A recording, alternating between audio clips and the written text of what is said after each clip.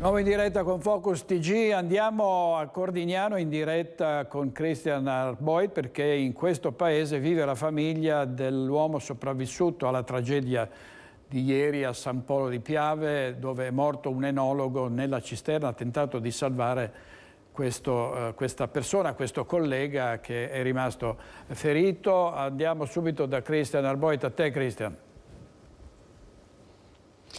Sì, direttore, buongiorno di nuovo. Mi trovo all'esterno dell'abitazione dei genitori, dei familiari del 31enne Alberto Pin, che ieri si è salvato da quell'immane tragedia sul lavoro costata la vita alla collega 46enne di Bassano del Grappa.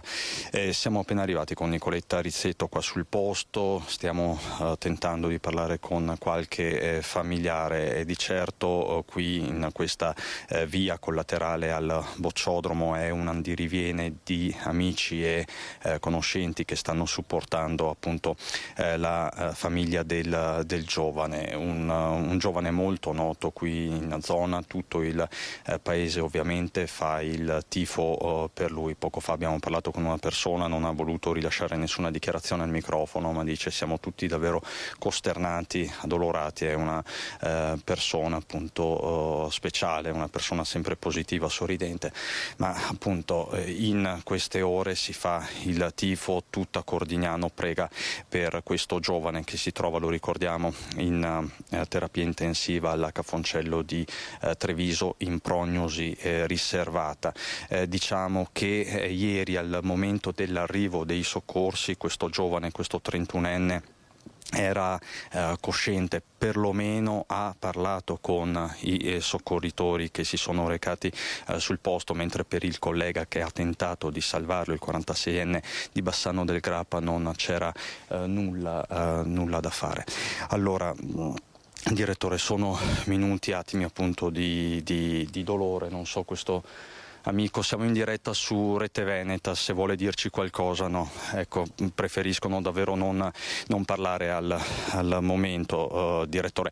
Tutto chiaramente in evoluzione, fra poco incontreremo anche il sindaco Roberto Campagna che si farà portavoce della comunità, mentre appunto già nel primo collegamento ti ho dato gli aggiornamenti sul fronte dell'indagine che comunque si è aperta inevitabilmente, come sempre accade in questi casi, con lo Spisal, i carabinieri, anche quelli del Norm che sono mobilitati. Come ti ho detto e te lo confermo, sono già state acquisite le immagini della telecamera puntata sulla cisterna dove è avvenuta la tragedia.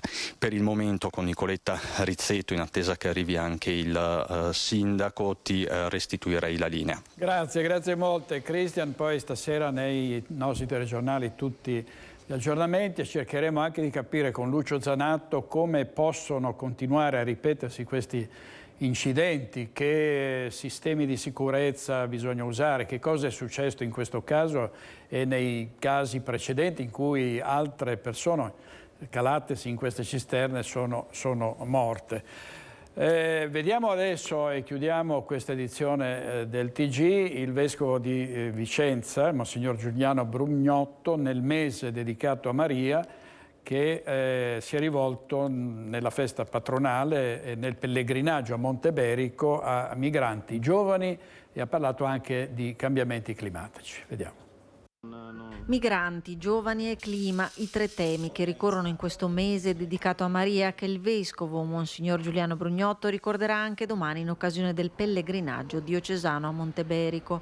Riflessioni che saranno consegnate ai vicentini, che riguardano i cambiamenti in atto in quest'epoca storica, che toccano anche il cammino di riforma che sta compiendo la Chiesa. Si accompagnerà la lettura del cammino dei due discepoli di Emmaus, dove si avvicina a loro uno sconosciuto, non sanno che è il Signore risorto, ma questo sconosciuto è in grado di riscaldare il cuore perché cammina insieme con loro.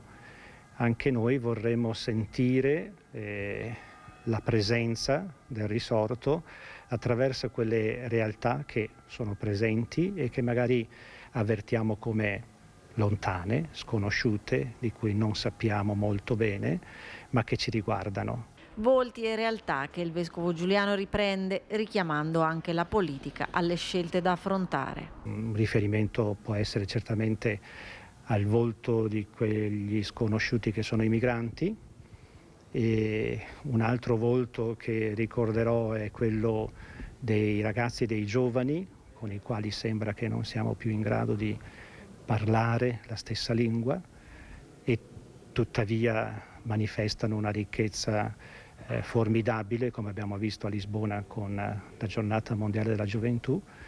E credo anche un'altra realtà che consideriamo un po' lontana, se non del tutto sconosciuta, che è la ferita data dall'inquinamento in questo nostro territorio, e che è un grido che noi dobbiamo assolutamente ascoltare e con responsabilità affrontare.